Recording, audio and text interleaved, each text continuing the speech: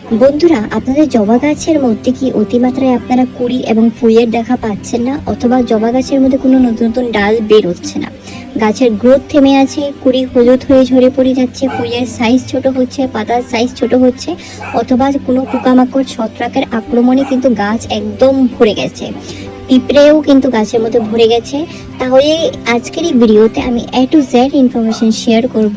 আপনারা যদি এই টোটকা ফলো করেন অবশ্যই ঠিক আমার মতনই দেখেন এরকম ভরে ভরে কিন্তু গাছের মধ্যে ফুল পাবেন। আর এই গাছটিতে দেখেন একটাও কিন্তু পোকামাকড় আক্রমণ নেই, উল্টো কিন্তু ভরে ভরে কিন্তু আমি কুড়ি দেখা পাচ্ছি এবং সকাল হতেই কিন্তু গাছের মধ্যে নিমিষে ফুলে ভরে থাকে।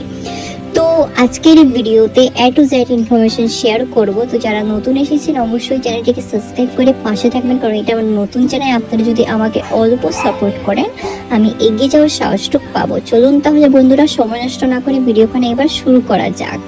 Welcome to Mickey Minnie's Garden. নমস্কার বন্ধুরা, কেমন আছেন সবাই? মিকি মিনিস গার্ডেন্স এর মধ্যে আপনাদের সকলকে স্বাগত জানাচ্ছি। তো বন্ধুরা, আজকের আমার ভিডিওর বিষয়বস্তু হলো জবা গাছের খুবই গুরুত্বপূর্ণ পরিচর্যা, হয়তো সেটি দেশি ভ্যারাইটি হোক অথবা হাইব্রিড ভ্যারাইটি গাছই হোক। তো জুলাই মাসের মধ্যে কিন্তু অতিমাত্রায় গরমও থাকে এবং বৃষ্টিও থাকে, বর্ষাও থেকে থাকে। তো এই বর্ষার মধ্যে আমরা কি কি পরিচর্যা করব যাতে গাছ সুস্থ থাকে, কারণ এই বর্ষার মধ্যে কিন্তু গাছের পাতা হলুদ হয়ে ঝরে পড়ে যায় এবং গাছের মধ্যে কুড়ি আসে, কিন্তু কুড়িও কিন্তু হলুদ হয়ে ঝরে পড়ে যায়, কারণ এটা ওভারওয়াটারিংয়ের কারণে হয়ে থাকে। তো এখানে দেখেন এই যে গাছটি, এটা ঝুমকো জবার মতন চন্দন কালারের জবা, খুব সুন্দর লাগে দেখতে। আর আজকে কিন্তু অতিমাত্রায় গাছের মধ্যে ফুল ফুটেছে, এই যে দেখেন এত পরিমাণে ফুল হয়েছে যেটা আমি গুনে শেষ করতে পারবো না, দেখেন। আর এই সমস্ত গাছের মধ্যে কিন্তু কোনো পোকামাকড়ের ছত্রাকের আক্রমণ নেই, উল্টো কিন্তু গাছ নতুন কিন্তু ডাল শাখা পোশা বের হচ্ছে। আপনাদের বাড়িতে যদি এখন এই সময় যদি বৃষ্টি হচ্ছে আপনাদের জায়গাতে, তো অবশ্যই বর্ষার মধ্যে কিন্তু কাটিং করে দেবেন, কারণ আমরা যখন কাটিং করি তাহলে কিন্তু গাছ নতুন নতুন কিন্তু গ্রোথ শাখা পোশা বের করতে সাহায্য করবে। যত ব্রাঞ্চেস হবে গাছের মধ্যে ঠিক ততটাই কিন্তু গাছের মধ্যে ফুলে কুড়িয়ে ভরে থাকবে। যদি আপনাদের গাছ টাবের মধ্যে লাগানো, পটের মধ্যে লাগানো, তো অবশ্যই চেষ্টা করবেন ছোট টাবের মধ্যে ছোট গাছ লাগানোর জন্য, বড় টাবের মধ্যে লাগাবেন না। আর এই জমির গাছ হোক টাবের গাছ হোক একই পরিচর্যা, একই যত্ন। আর এই যে দেখেন এটা হলো লাল রঙের থোকা জবা, খুব কড়া লাল। আর এই যে দেখেন এটা হলো গোলাপি রঙের থোকা জবা। তো বিভিন্ন রঙেরই জবা রয়েছে আমার বাগানের মধ্যে। আর কিছু কিছু গাছ আছে টাবের মধ্যেও আছে, কিছু গাছ আছে জমির মধ্যেও আছে। তো গাছের মধ্যে কিন্তু প্রতিনিয়ত আপনারা একটা স্প্রে অবশ্যই করবেন, সেটা হলো নিম পাতা সিদ্ধ করে জলের স্প্রে করবেন, অথবা নিম অয়েল যদি থাকে সেটার স্প্রে আপনারা করবেন। আর বর্ষার মধ্যে স্প্রে করে লাভ নেই, অবশ্যই যদি বর্ষা থাকে তো সেটা কিন্তু ধুয়ে চলে যাবে।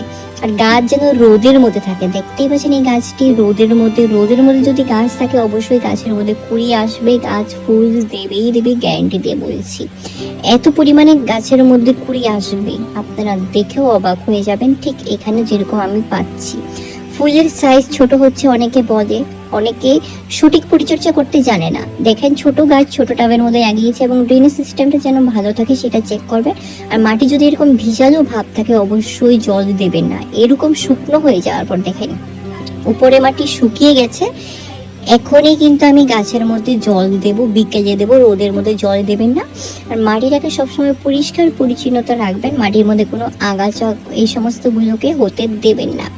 আর এই যে দেখেন এটা হলো আরেকটা সুন্দর রঙের জবা, হলুদ রঙের। এই উপরের টিপটার জন্য আমি এখন কাটিং করে দিই, প্রুনিং করে দিই, তাহলে কিন্তু এই জায়গা থেকে নতুন নতুন কিন্তু ব্রাঞ্চেস বের হওয়া শুরু হবে। তো আপনারা অবশ্যই চেষ্টা করবেন কাটিং করার, এবং কাটিং করার কিন্তু সঠিক সময় ফেব্রুয়ারি মাস, আর সঠিক সময় হলো এই জুলাই মাস, যেটা বর্ষা সিজন।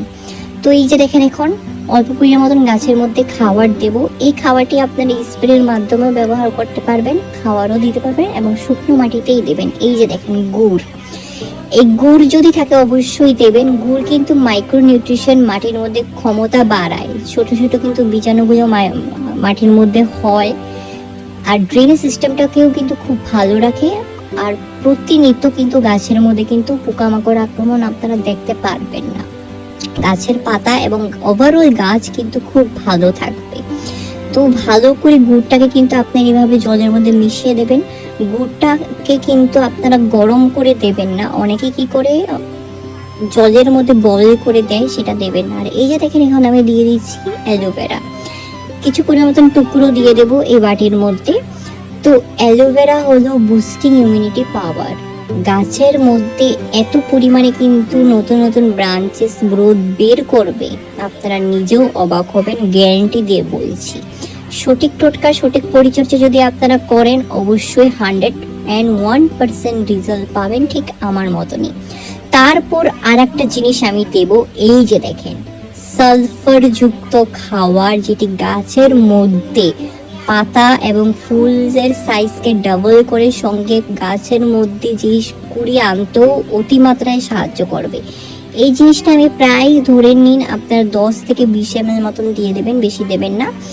এটা হলো পেঁয়াজের খোসা, দেখতেই পেরেছেন 24 ঘন্টার জন্য আপনারা ভিজিয়ে রেখে দেবেন একটা ছাওয়াযুক্ত জায়গাতে। তারপরে কিন্তু এই জিনিসটা আপনারা টাবের মধ্যে অথবা জমির মধ্যে দেবেন। আর যদি আপনারা এই জিনিসটা স্প্রে করেন, অবশ্যই কিন্তু ভালো করে ছেঁকে স্প্রে করবেন। তারপর পটাশিয়ামের কারণ দিয়ে দিচ্ছি ছাইয়ের গুঁড়ো। পটাশিয়াম কিন্তু খুবই গুরুত্বপূর্ণ, যদি পটাশিয়াম আমরা না দিই তাহলে গাছের মধ্যে কিন্তু কুড়ি আসবে, হয়তো সেটি কুড়ি হলুদ হয়ে ঝরে পড়ে যায়, অথবা কুড়ি বেশি অংশ কুড়ি পাওয়ার জন্য এই জিনিসটা অবশ্যই দরকার। এটা এখন আমি অল্প পরিমাণ মতন ভালো করে মিক্স আপ করে দিয়ে দিচ্ছি। যেমন পরিমাণ টাব এবং যেমন পরিমাণ গ্রো ব্যাগে আপনারা গাছ লাগিয়েছেন, ঠিক ওরকম পরিমাণ হিসাবেই কিন্তু এরকম ঘরের বুস্টিং ইমিউনিটি ফার্টিলাইজার এবং বুস্টিং ইমিউনিটি খাবার বানিয়ে গাছের মধ্যে দেবেন।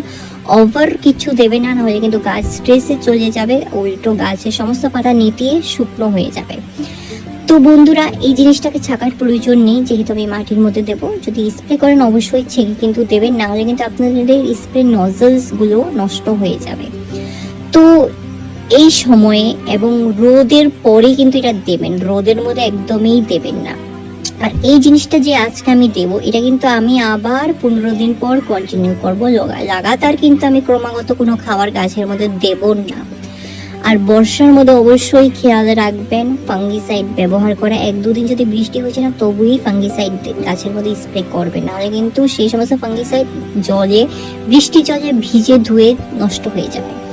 তো আশা করি আপনাদের এই পরিচর্যাটা ভালো লেগেছে। যদি আপনাদের এই ভিডিওখানে ভালো লেগে থাকে, তাহলে অবশ্যই আপনারা আপনাদের প্রিয় গার্ডেনিং ফ্রেন্ডসের সঙ্গে ভিডিওখানে শেয়ার করবেন। আর অবশ্যই আমার পাশে থাকবেন, কারণ এটা আমার নতুন চ্যানেল। বন্ধুরা, আপনারা যদি অল্পটুক সাপোর্ট করেন, আমি এগিয়ে যাওয়ার সাহসটুক পাবো। আর এই যে দেখেন ছোট গাছের মধ্যে দুটা ফুল হয়ে গাছ একদম ঢেকে নিয়েছে, এত সুন্দর লাগছে দেখতে। তো অবশ্যই ফাঙ্গিসাইডের স্প্রে করবেন গাছের পাতাকে সুস্থ রাখার জন্য। তো আশা করি আপনাদের সকলেরই ভিডিওখানে ভালো লেগেছে। চলুন পরবর্তী একটা নতুন ভিডিও নিয়ে, আমার এরকম নতুন ঘরোয়া টোটকা নিয়ে খুব শীঘ্রই আসবো। সবাই ভালো থাকবেন, সুস্থ থাকবেন, ধন্যবাদ।